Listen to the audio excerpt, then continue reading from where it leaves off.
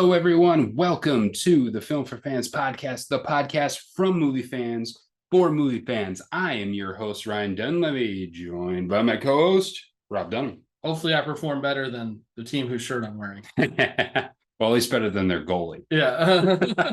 That was ugly. I just hope I don't drop the ball.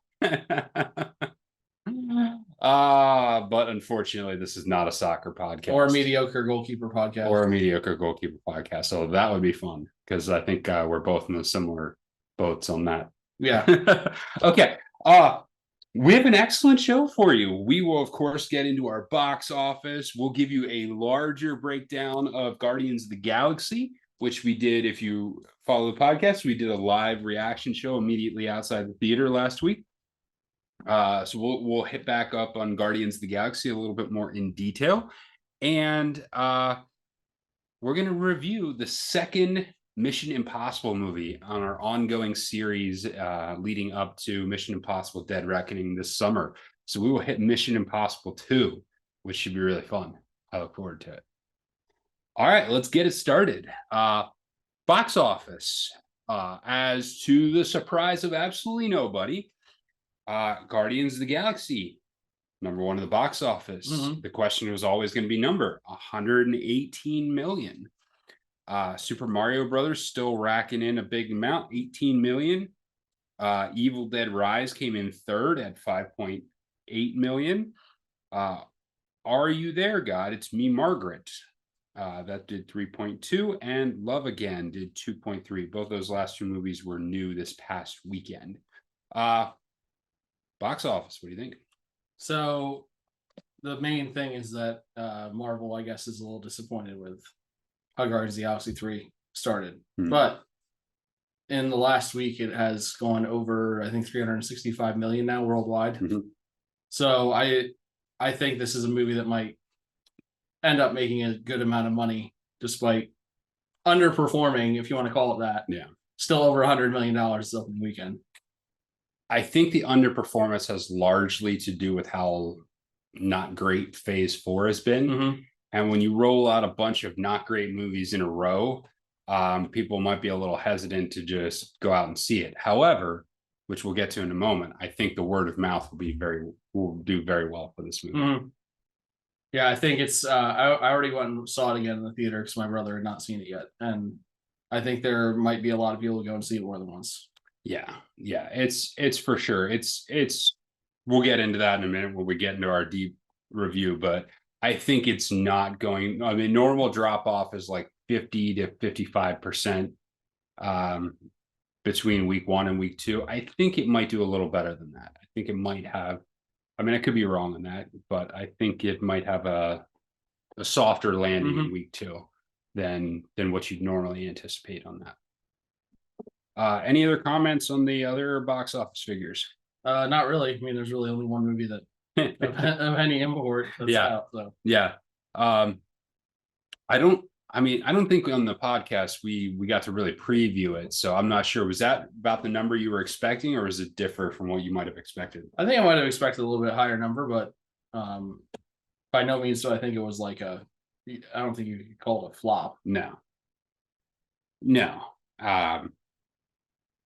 I think we're past the point of the Marvel movies automatically running up 150 million plus. Yeah. I think we're past that point of where we're at this point. There's just not the level of excitement around it that there has been for the prior phases. And they should be aware of that by now. Okay. So that's last week in the box office. This week in the box office, we have a number of movies that have come out. All of them are relatively smaller releases, but there's some interesting ones in there.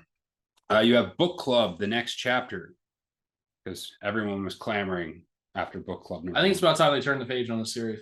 Oh, all right.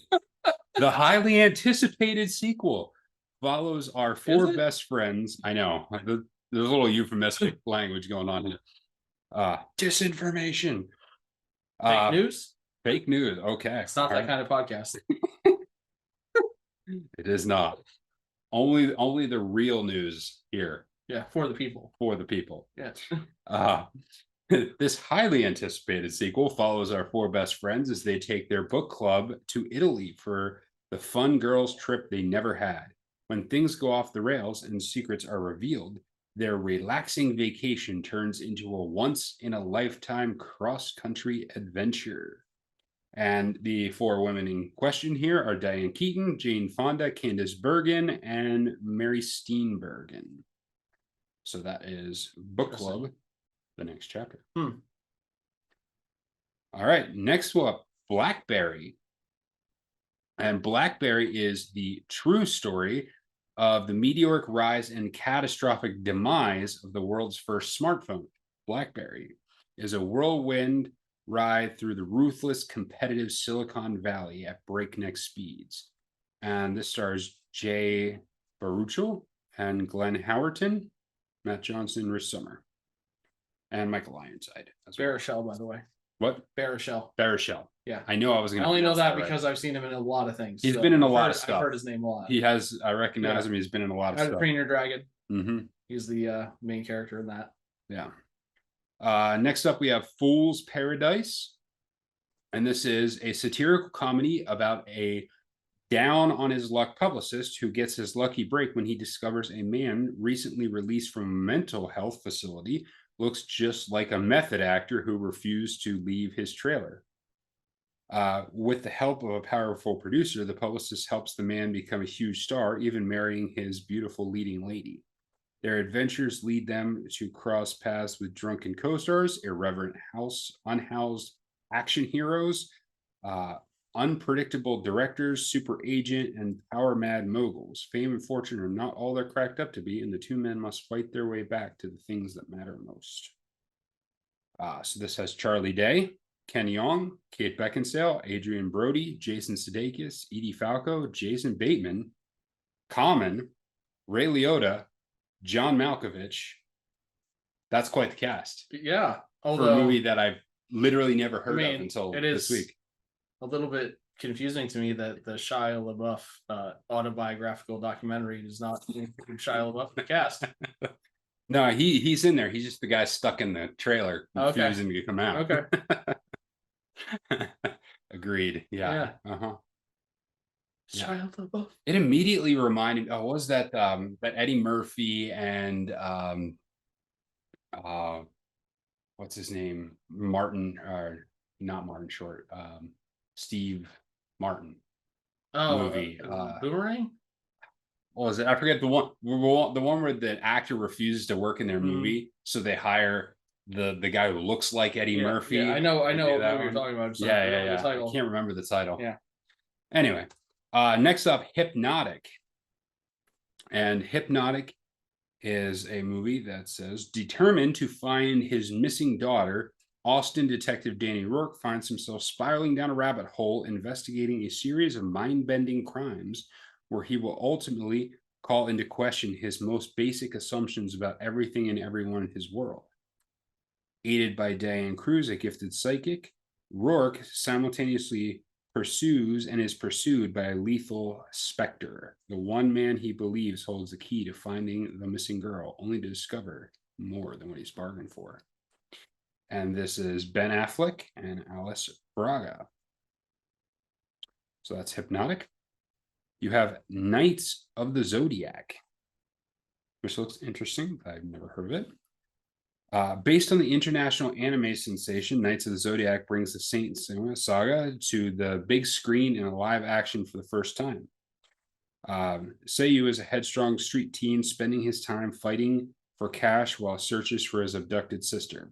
When one of his fights unwittingly taps into mystical powers he never knew he had, Seiya finds himself thrust into a world of warring saints, ancient magical training, and reincarnated goddess who needs his protection. Okay, so this is an anime movie. So that's why I hadn't heard of it. All right. And there is Rally Road Racer.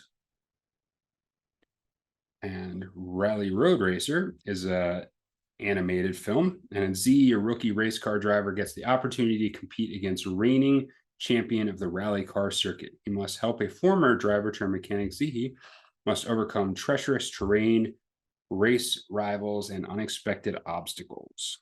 And this has J.K. Simmons, Chloe Bennett, and Jimmy O. Yang. All right. Lots of entrants, Rob. It's book club for you, isn't it? I mean, I find it so relatable. Who among us hasn't gone to a foreign country with 3 of their other girlfriends to read books? Okay, if you're going with 3 other girlfriends to Italy, I think it's a whole different story. Oh, yeah. It's not that kind of podcast. It's definitely not that kind of podcast. What intrigues you the most?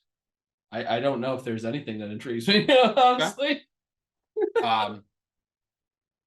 Story-wise, most interesting one to me is BlackBerry. Mhm. I've always found that kind of rise and fall of tech really interesting. And there's usually some executive up at some point who makes a terrible decision, or they choose a terrible direction, and it leads to disaster. So that stuff kind of fascinates me from a leadership perspective. Mhm. So I'm curious if we're going to get any of that in that movie. The cast in Fool's Paradise seems interesting. Mhm. But yeah, it sure does. Yeah. Who's directing that, by the way? I can look at that. The director is Charlie Day. Interesting. Yeah, so Charlie Day is directing that. Charlie Day is, of course, one of the actors most known for It's Always Sunny in Philadelphia. I'm sorry, he's most known for being the Lego astronaut in the Lego movie. Yes. Okay, so that's what's opening up in the box office this week. So lots of movies this week, and so plenty of options for you. We just want to hit on a couple of quick stories, one of which is trailers. We got a couple of trailers this week. If you saw Guardians of the Galaxy, you got updated trailers for Dune Part 2 and for Oppenheimer. We both have watched both of them. Yeah, what's interesting is I saw the Dune Part 2 trailer, the one showing I went to, and the Oppenheimer trailer, the other showing I went to. Interesting. They were not in both. I had both of them at the show that I went to. Yeah. Okay. All right. So let's start with Dune 2. What did you make of the Dune 2 trailer? It looks like more of the amazing, breathtaking, expansive scenery that we saw in the first one. And I mean, I loved everything about the first one. Obviously, it was my favorite movie of the year. Yeah. So I'm not worried about being disappointed by this movie. I just think it's just going to be amazing. Yeah. So. Yeah, and now we get more of the story. We get more of the story unfolding. A lot of the first movie was introductions and world building, and now we get more into the story for Dune Part 2, and you can get a sense of that right away from the trailers and the direction it's going to take. Basically, to me, this trailer is just like wetting your whistle for what's to come. Like, I don't think everyone's looking for surprises here. It's just a case of like, oh, okay, no, we definitely need to see this movie. It's definitely going to be awesome. Looking forward to it. Oppenheimer. What'd you make of that trailer? I mean, I've obviously been excited about this movie since I heard it was going to come out. So there's not much that could excite me more about the movie. I'm ready for it to be here. I'm just ready to see what his take on all this was. I am fascinated to find out what the framework for this movie is going to be. Because even in Dunkirk, which is a fairly straightforward historical movie, he still messed with time, and he still had an interesting narrative structure that he went with. And so I'm really, really curious to see what he's going to do with this. I can't wait. It's going to be amazing. All right, so let's move on to our discussion, and we have 2 discussion items for you today.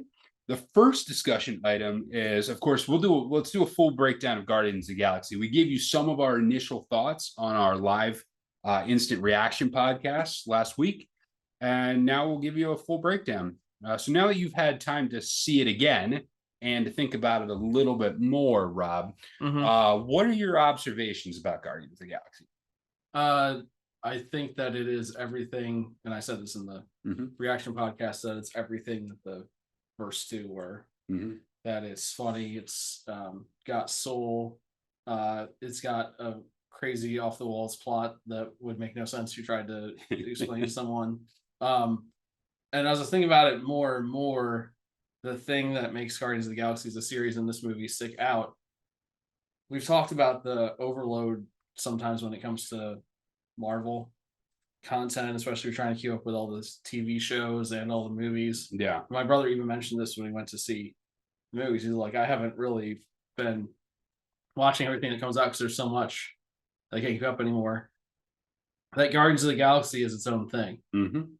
Like there are connections to the other movies and characters in the universe, but it's really its own thing. Yeah. And it's always been its own thing. And I think that's what makes it unique and makes it quality. Because you could go to this movie now, granted, if you knew a little bit of the story before you saw it, it might have a little more resonance to you emotionally. But I think someone who had never been to a superhero movie at all could still enjoy this movie. And you can't really say that about a large majority of the movies that Marvel or DC put out. Yeah. Yeah, it's true.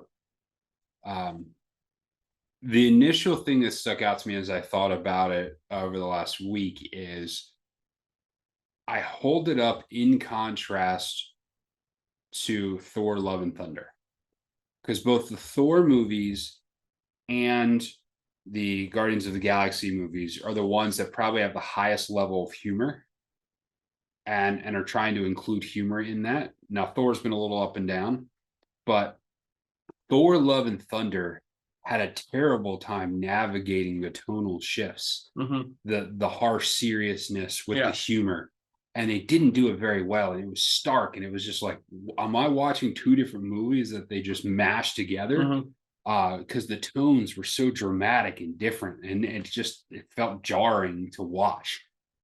This movie had a deep emotional storyline that was really trying to get you into a bit of a darker place with Rocket's backstory, but had lots of humor, and they navigated that perfectly. And I think a lot of that is down to the depth and quality of the characters and their differences.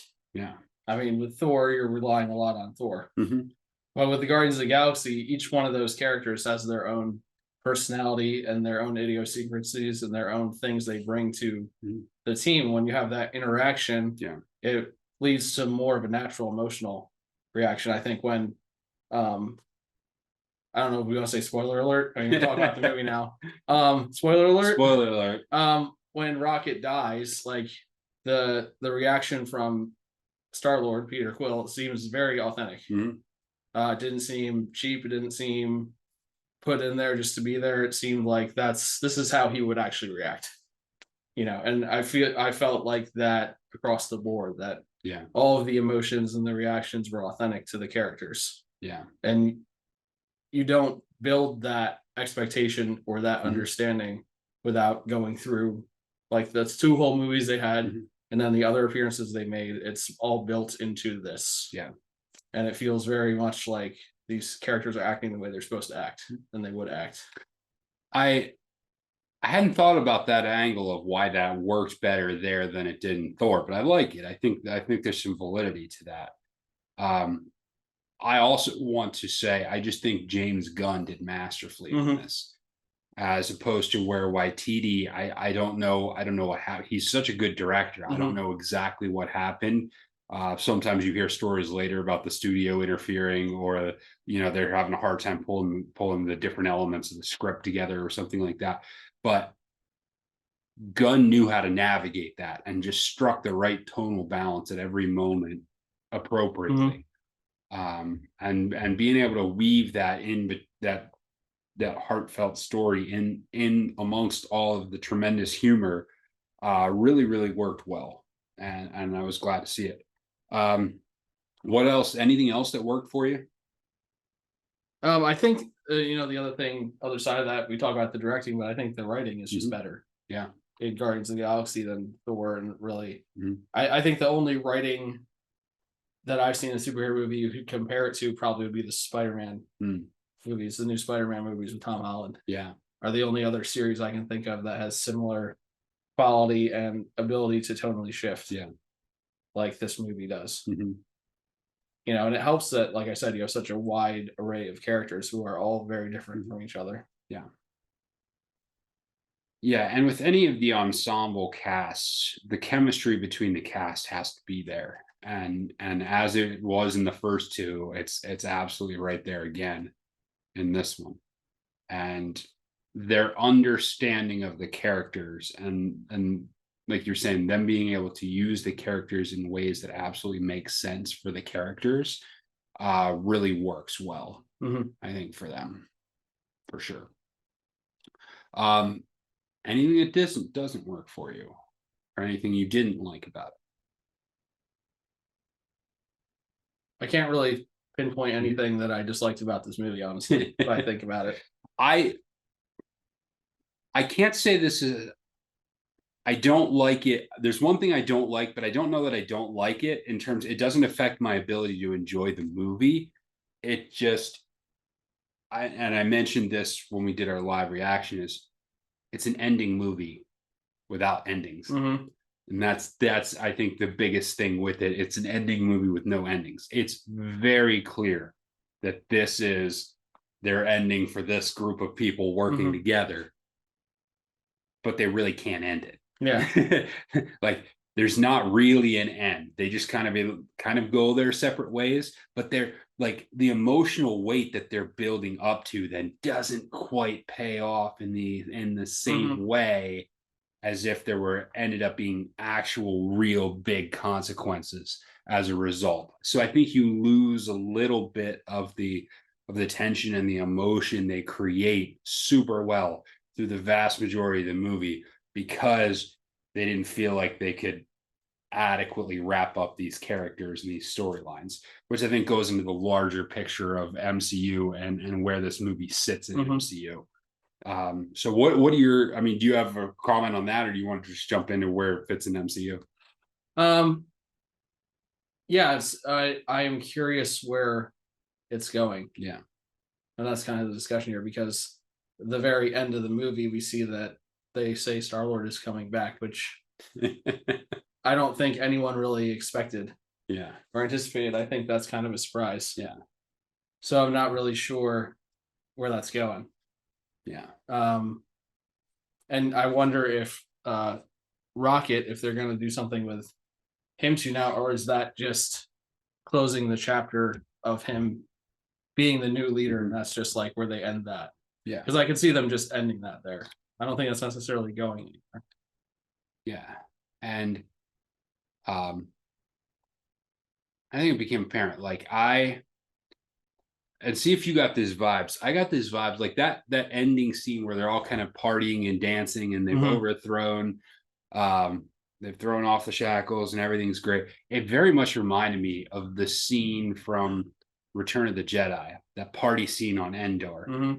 You know, where everyone's celebrating, partying around, but that felt like a wrap up. Like that was a wrap up. That was a wrap up in which the characters don't die. So that's one of the reasons where it's like, okay, that's immediately draws the comparisons. Like you wrapped up something, it felt final, but the characters are still around. And it didn't quite land there because it just, I think, and I brought this up the other day, I think they're intentionally not wrapping up these storylines because they feel like they might need them later. And they don't want to curtail themselves because I think they're struggling with phase 4 as to what to do with it and what's going to work and what isn't working, and they want to leave themselves options without writing themselves into a corner late and that they have to then undo later. And so I think this particular movie is slightly hurt by the lack of direction for phase 4 in general. Yeah. But I think also, and I mean, broadly speaking, we talked about this, but in some ways the Guardians movies are out of phase. Like, they're not really impacted necessarily as much as some of the other movies by what's happening in the broader world. It's true. Yeah. All right. How many of these characters do you think you see in future movies? Obviously, Star-Lord. They've initiated that Star-Lord is coming back. How many of the other characters do you think you see in later movies? I don't know if there's going to be a whole lot. To me, the showing Rocket leading the team is kind of a finale to me, because I don't think Bradley Cooper's coming back. Yeah. So if he's not coming back, I don't see Groot coming back necessarily, and I don't really see, like, maybe Nebula or Gamora, maybe Drax, but I know Dave Bautista's had some issues too with things. So and he's basically said he's done. I don't see him coming back. So yeah. It just makes me wonder what Chris Pratt's character will be doing. Yeah. We'll see. I kind of love to see like a Chris Pratt fish out of water, trying to be involved on planet Earth again as a normal guy. Maybe. Yeah, that'd be hilarious. That could be interesting. Yeah. Okay. All right. That is our Guardians of the Galaxy more intense breakdown. If you have not gotten a chance to see Guardians of the Galaxy, make sure you do so at your earliest convenience. It's well worth the watch. It really is a good, entertaining movie. Perfect for the summer. All right, let's shift over to our second discussion item. That is installment number 2 of our Mission Impossible revisit series. And we're on Mission Impossible 2. This is an interesting one. This is an interesting movie. It sits in an interesting place in the collection. So I'm looking forward to breaking this down a little bit. But we'll start out by giving the basic stats of the movie. Mission Impossible 2 came out May 24th, 2000. So this was 4 years after the original Mission Impossible movie. It had a budget of $125 million. Its opening weekend in the box office, it did $57.8 million. Domestically, it ran a total of $215 million domestically and made $546 million globally. It was also the highest grossing film of 2000, which is really interesting. It came out the same month as Gladiator. So highest grossing movie of the year 2000, and is in fact the only one of the series to be the highest grossing movie of that particular year. Now, some of that's circumstance, but it is interesting, especially because what's interesting about this movie is it tends to be the most panned one, both by fans and by general movie critics. So just a little bit of an update here. The cast and director, the director of this one was John Woo.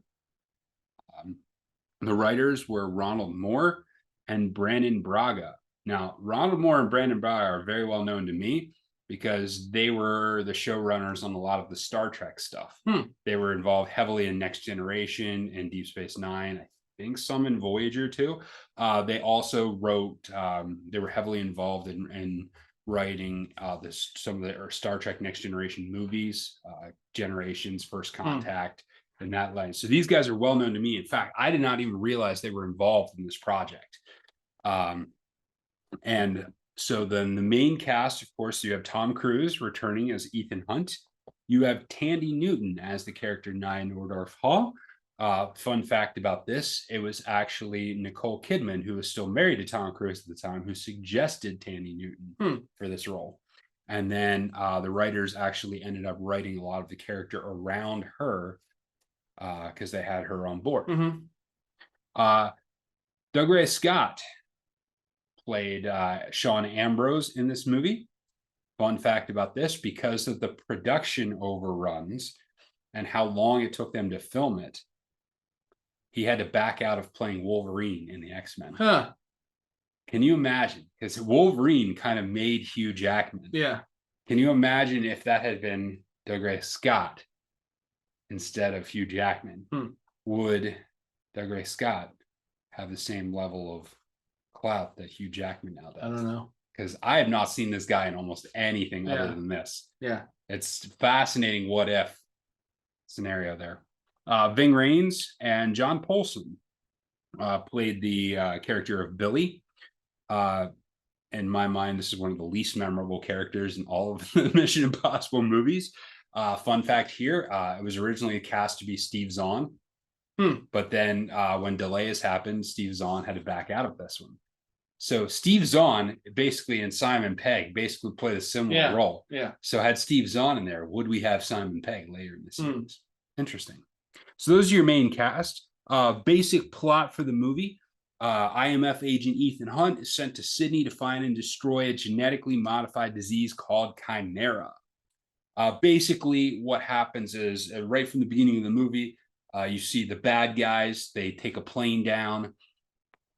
They think they have got this virus with them, and they're going to use it to blackmail the company that made it. In order to deal with this, IMF sends Tom Cruise, Ethan Hunt, to recruit Nine Order Hall. He thinks to recruit her for her skills as a thief. In the meantime, he falls for her as he's recruiting her, only to be told that her job is to go back and resume a relationship with her ex-boyfriend, who is Sean Ambrose, who was the one who jacked the plane and stole the virus. From that point, they play a cat and mouse game back and forth between Ambrose and Hunt. Ambrose was a former IMF agent, or actually a current IMF agent that's gone rogue. And the character of Naya gets caught in the middle constantly between the two of them. And finally, they face off in a contest over the virus and the cure. And the plot line for Naya's character and the plot line for this movie is loosely based on the Hitchcock film Notorious, which actually, at one point, right after the movie came out, there was a column from the LA Times where they were basically calling him out for it, and then the guy who came in and finished up the screenplay wrote back and disputed all of it. But there's no doubt, like they admit that they based some of it off the Hitchcock film Notorious. All right, Rob. So general observations. What are some observations from Mission Impossible 2?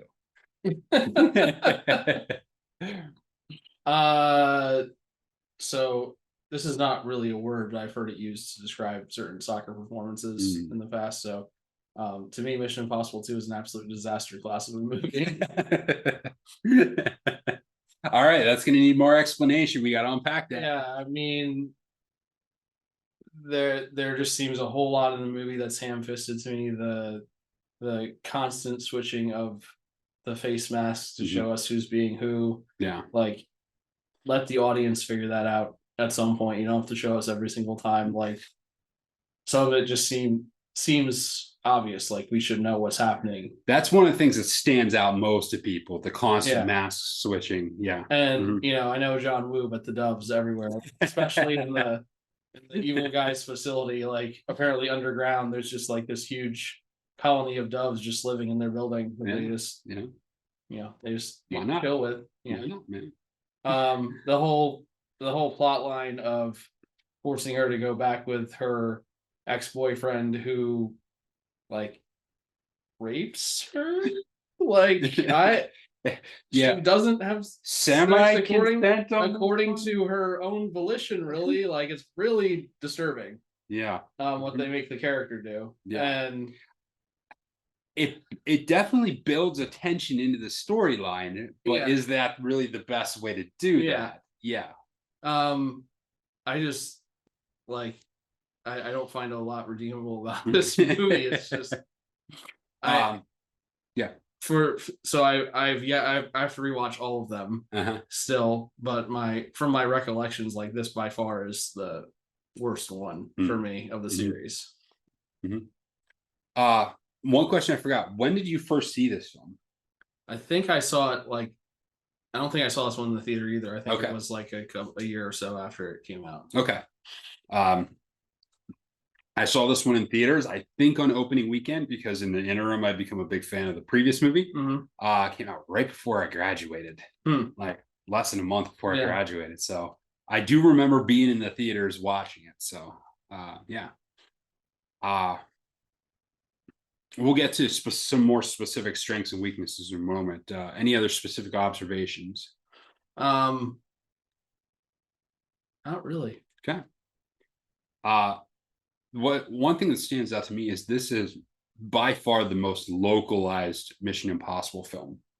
There's a brief shot at the beginning of him rock climbing, and they filmed that in Utah, but like they don't really tell you where that place is in the movie. There's a scene in Seville where he's recruiting Naya, and then the rest of it's all in Australia. That's very, very different than any of the other Mission Impossible movies. It's very heavily based in Australia. So the world traveling all over the place thing that become a hallmark of the film was really not present in this film, which is another thing that makes it unique and different. Lots of slow-mo. Lots of slow-mo in this, and I'll talk about this when I talk about one of the things I like about this movie. But yeah, there's lots of slow-mo scenes interspersed throughout, usually when characters are interacting for the first time. So that's often done. It has much warmer tones than most of the other ones. There's lots of oranges, reds, as opposed to a lot of cold light in the original. So that was intentional by John Woo. He wanted to make a warmer film, and he certainly succeeded in that. It's definitely color-wise, tone-wise, it's a lot warmer. Maybe you should have set it on fire. Warm. Indeed. What's interesting about this is I don't know if there's a bigger contrast in styles between Mission Impossible and Mission Impossible 2 throughout the entire film. I mean, you could say maybe from 2 to 3 also, but that kind of just anchors the fact that 2 is unique and different. It's up in the air to me as to which one is the most unique, this one or the original Mission Impossible. But they're both very, very different films. And this was intentional. Tom Cruise, at this point in the series, he basically told John Woo, he said, I want each episode of this series to look and feel entirely different. Kind of like you're directing, this is this director's version. This is this director's version. At the time, that was what he wanted. He didn't want a remake of the exact same feel for the first one. So that's what John Woo did. And it definitely has John Woo style to it. It's also definitely widely regarded as most people's least favorite Mission Impossible film. Now, there are some people that would say 3, but I would say if 90% of people, if you ask them to rank them who are fans of it, this one's going to be their least favorite. I tend to be more of a defender of this. Not that I don't agree with the criticism, but among my friend group, I've had many conversations where the hate raining down on this movie is severe, and I'm the one standing there like trying to hold it up a little bit.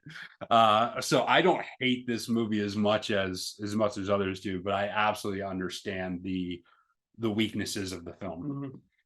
Strengths. What is there anything you liked about the film? Anything that stood out to you? Anything you enjoyed? I don't know if you mentioned his name in the rundown of the characters, but Brendan Gleeson's I did not character as kind of the man in the shadows behind everything. I think he does a good job of playing that because it's pretty understated, but pretty. He was the head of Biosite, right? Yeah, like pretty impactful and pretty malignant, and just a bad dude. Yeah. To me, he's a better bad guy than Sean Ambrose's character is a bad guy. The Sean Ambrose character to me feels like kind of caricature. Yeah. It doesn't. It's just like, oh, there's this abusive bad guy. Like, there's no depth to that character. There's nothing redeemable about him. In my opinion. Feels overacted at times too. He feels overacted, and like he's attempting to be a super idiot. Like in particular the scene where he's like chopping off his henchman's like fingernail, and it's just like the goal of that scene is to try and create that this is a bad dude, but it just feels like they're trying too hard on that. But we're talking, we'll get to more weaknesses in a second, but strengths. One thing I thought was, you can say it's a negative or you can say it's a positive, but it is a unique, independent feel of the film. It doesn't feel like any of the other films. So from that standpoint, there is a uniqueness element to it. It sits in a unique spot in the collection. Another one is there is a strong relational, emotional connection between Ethan and Naya.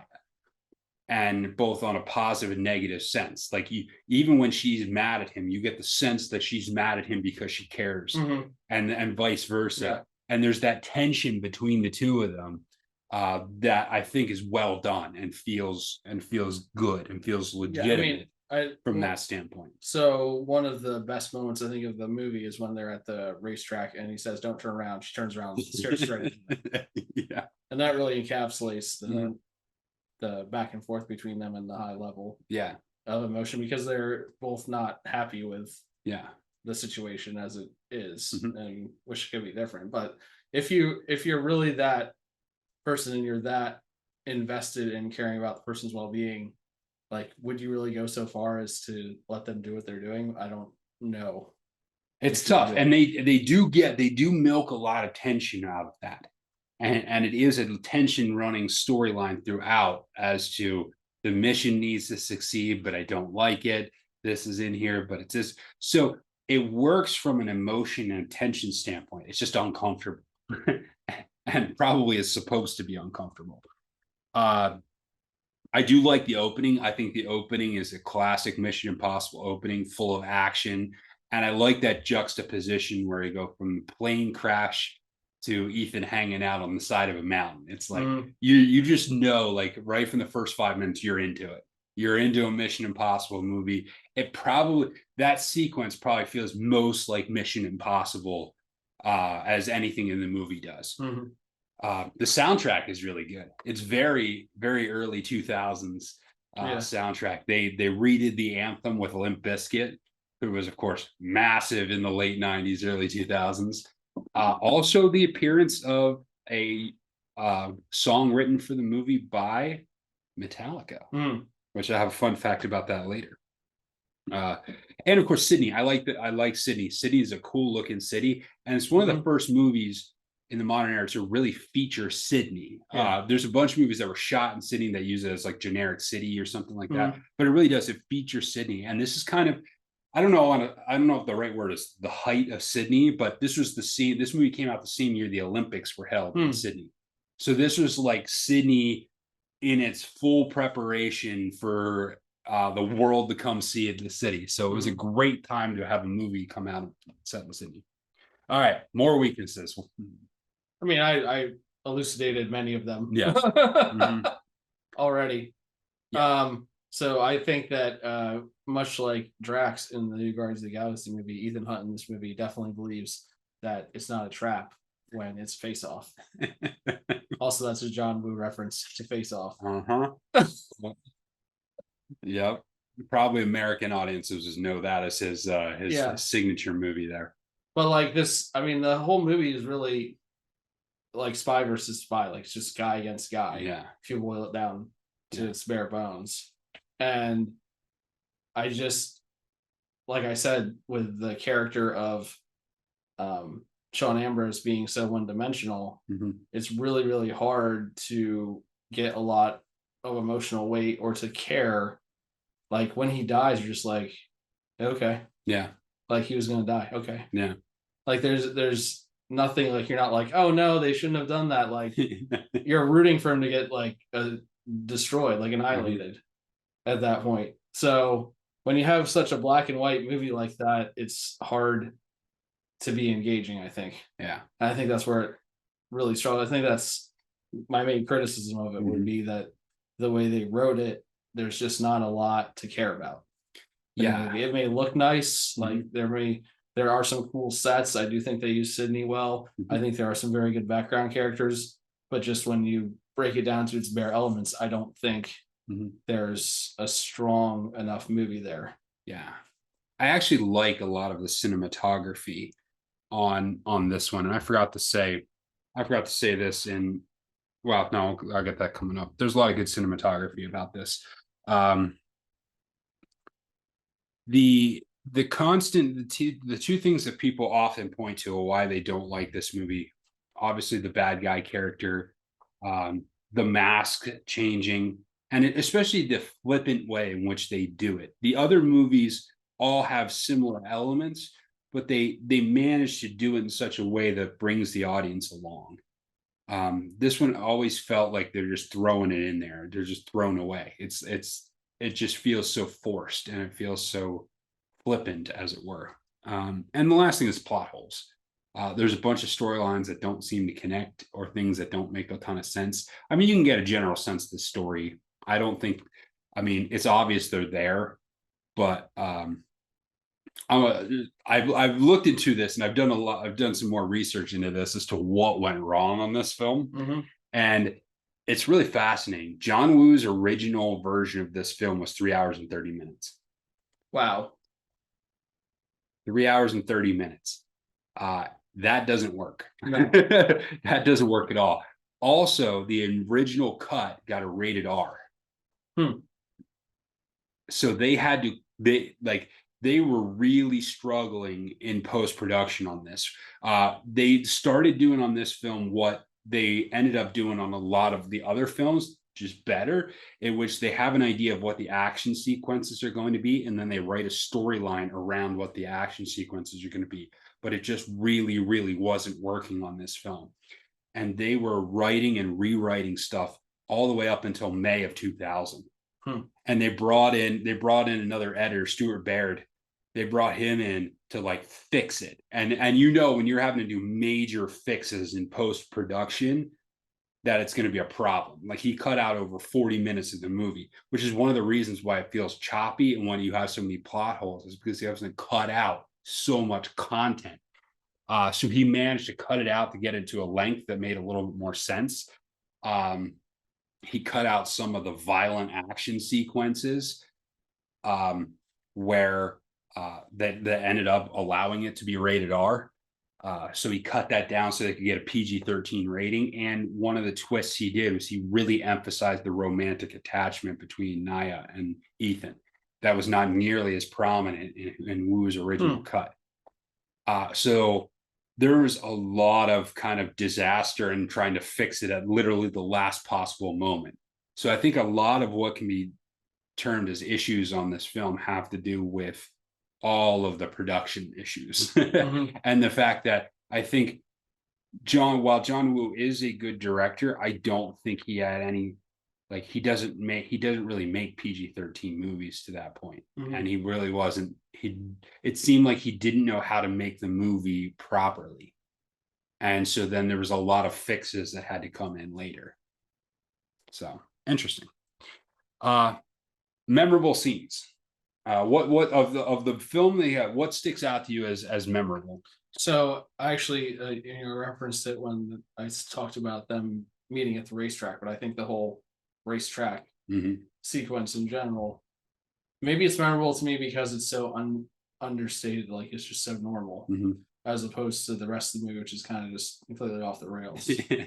That the sleight of hand, the stealing of the stuff from Sean Ambrose character in that moment, it's more cloak and dagger spy stuff, which later movies in the series would go on to do even better.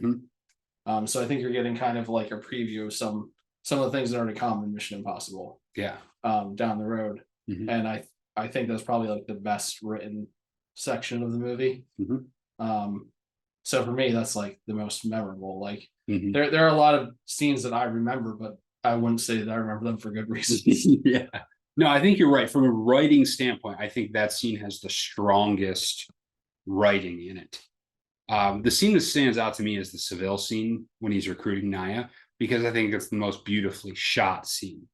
You have that, you have the flamenco dancers, you have the flamenco music in the background, and you have like the scene, and this is where he does a great job with the slow-mo, is it slows down. You see the flamenco dancers dress kind of filter over half the screen, and you see Ethan's face as he looks across the room, and then it pans around, and then you see Naya's face and the dress come around that side, and it's in slow motion. You see them make eye contact with each other, and then it just snaps back into the action sequence. Combine that with the sequence where she's trying to rob the necklace, and the back and forth there really established great character chemistry between the two of them right from the start. It's playful, it's fun, but there's still an action element to it, and it's lit. Like, that's what we're talking about. That's one of the scenes that has the warmest lighting in it. I just thought it was a beautifully done sequence. So that's the one that stands out to me from a visual standpoint. I like the penetrating biosite to get the viruses, that the cool lighting and really good choreography in that scene as well. So those would be the two things I think that stand out. I mean, biosite would make a really cool laser tag level. That's true. Anything else?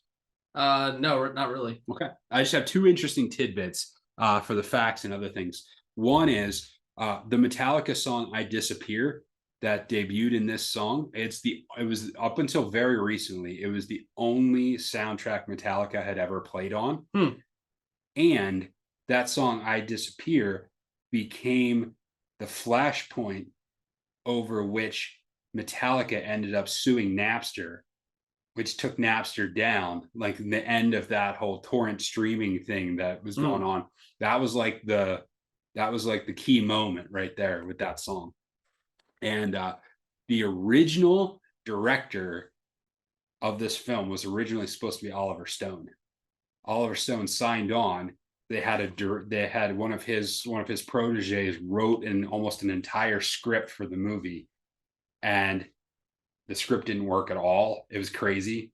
And they ended up throwing it out, and Oliver Stone left the project. So you almost got an Oliver Stone directed Mission Impossible. All right, that is our wrap up of Mission Impossible 2. And we'll close out today with our watch list. What'd you watch? So obviously we went and saw Guardians of the Galaxy 3, and then I went and saw it again last night. In between, I went back and watched the first Guardians of the Galaxy. And I think that the new one had even more emotional weight for me after watching the original one, because in that original movie, you're introduced to the character of Rocket and this, like, not foul mouth, but like aggressive, like angry, violent raccoon. Yeah. Who won't admit he's a raccoon, who's just like belligerent, angry at everyone, angry at the world. Yeah. And having seen the new movie, there's so much more understanding of why he was that way. Yeah, for sure. And I think that seeing the new movie with the context of the original lent even more weight to that whole story for me. Yeah. So if you have not seen the other two Guardians of the Galaxy movies, you absolutely need to see them. For me, I still think the first one is the best one. I think the third one that just came out is probably the second best. I think they're close. I think the second one is probably the least strong of the three, but it's still not a bad movie. Yeah. So yeah. I watched a couple over the last couple of weeks here, and one is The Midnight Sky. It's a Netflix movie starring and directed by George Clooney. Basically, the idea is he is in an Antarctic station, and a global plague comes out and just basically is wiping everybody out. But he is part of a radio tower that's supposed to be in contact with spaceships that are still trying to return to Earth. And so there's a dialogue between him and the spaceship trying to see what they're going to do. In the meantime, he has to, in order to contact them, he finds this little girl, and he's got to escort this little girl across Antarctica to be able to contact this spaceship. It's okay. I think the biggest issue for me with the movie was there's not a lot of chemistry between him and the kid. Like, he's spending all this time with this girl, and it's supposed to be like, the backstory is he supposedly had lost a daughter, and then, or was not involved with her, and this kid is coming along, and at first he doesn't want to be around her, and then he's realized, okay, I've got to take her with me. But there's just not a lot of chemistry, and it's the second movie along with Mercury Rising I've watched recently where there's supposed to be chemistry between a kid and an adult actor, a well-known actor. In that case, it was Bruce Willis, that just didn't get off the ground. And so that's multiple movies I've seen recently where the chemistry between the kid actor and the famous actor didn't work. And I contrast that with a movie like Jurassic Park that had a very similar storyline, where Sam Neill's character doesn't like kids, doesn't want to be around kids, and then finds himself alone with the kids in a survival situation, which is what those other two movies had. But it worked so well. And you see the bond form between him and those kids. And it's just curious to me as to why that sometimes works and why it doesn't. How much of that's the actors, how much that's the writing. I'm just curious about that. So saw that one. Saw Flatliners, the 2017 version of Flatliners. Interesting movie. I like the final points are about like the moral of the story is like, okay, the stuff you have unresolved in your past will come back to get you if you don't resolve it. And your life is so much better if you're willing to go take the responsibility for it and make amends. They don't connect it whatsoever with the act of flatlining. Like they're just like they miss the whole section of how does this connect with this? It just doesn't. So yeah, so that's what I watched. Nice. All right. You got anything else? I don't. Okay. That is the show. Thank you for watching Film for Fans. And make sure you check out filmforfans.com. I know I've been lazy, but in the next day or so, the first review, the written review of Mission Impossible, will be up on the website in the next day or so. And very soon after, we'll get the one up for Mission Impossible 2. So make sure you check out filmforfans.com. Like, share, tell your friends, all that good stuff. And until next time, enjoy the movies.